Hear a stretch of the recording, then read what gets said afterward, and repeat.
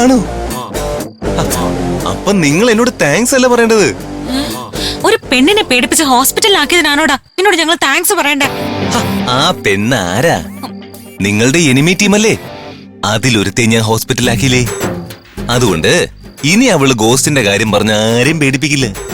അരവേ, നീ പറഞ്ഞതിൽ എനിക്ക് ചില സംശയങ്ങളുണ്ട്. എന്ത് സംശയം?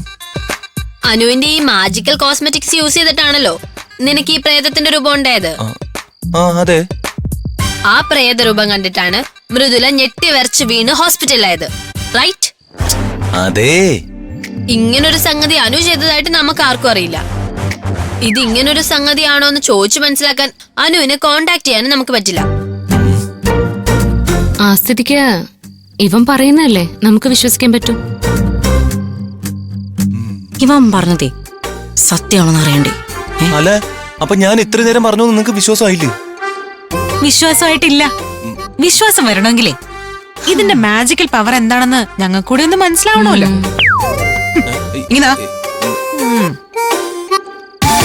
ഈ സംഗതി ഞങ്ങളും കൂടി ഒന്ന് ഉപയോഗിച്ച് നോക്കട്ടെ, എന്താ സംഭവിക്കാന്ന് അറിയണമല്ലോ.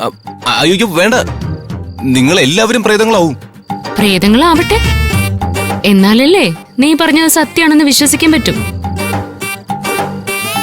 എങ്കിൽ പിന്നെ നമുക്കൊന്ന് ട്രൈ ചെയ്ത് നോക്കാം. എടുക്ക്.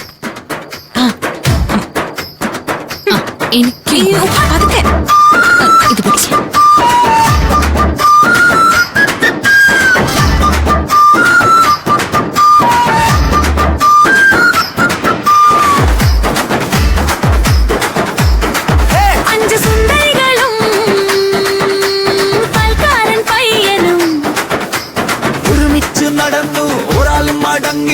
ഇരുട്ടിന്റെ വായിൽ പതിഞ്ഞത് പാട്ടോ നിലവിളിയോ.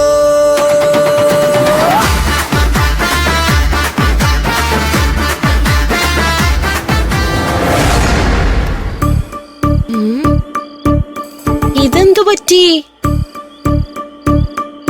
എല്ലാ പിള്ളേരും നേരത്തെ തന്നെ റൂമിൽ കയറി കഥ അടച്ചോ? രാത്രിയില് ഗോസ്റ്റ് അടിച്ചിരുന്ന് പേടിച്ചാ. അങ്ങനൊരു പേടി എല്ലാവർക്കും ഉണ്ടാവുന്നത് നല്ലതാ. രാത്രിയിൽ ഒരെണ്ണവും പുറത്തിറങ്ങില്ല. എനിക്കും ഐസക്കിനും അതാ നല്ലത്.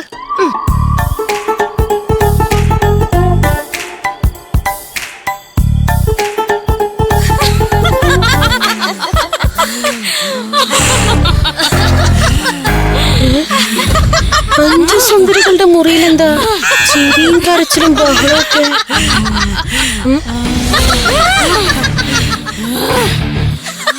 പിള്ളേരിതുവരെ കിടക്കാറായില്ലേ?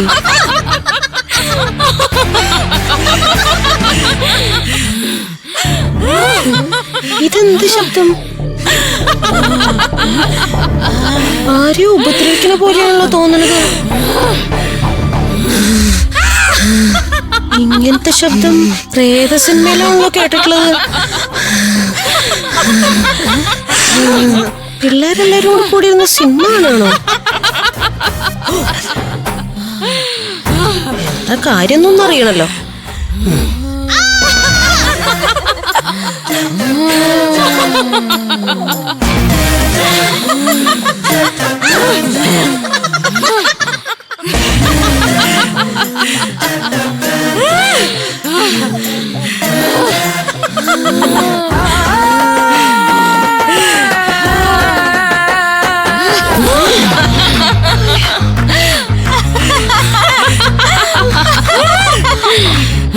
അഞ്ച് സുന്ദരികളും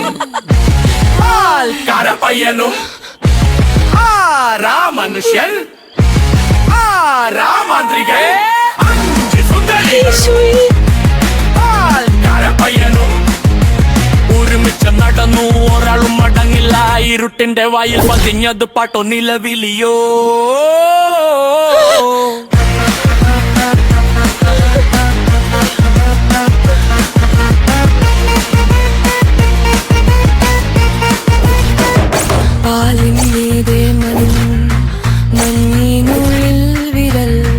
വിരലിനുള്ളിൽ കുരുക്കിനുള്ളിൽ പേരുകൾ. അഞ്ച് സുന്ദരികളും പാൽക്കാരൻ പയ്യനും.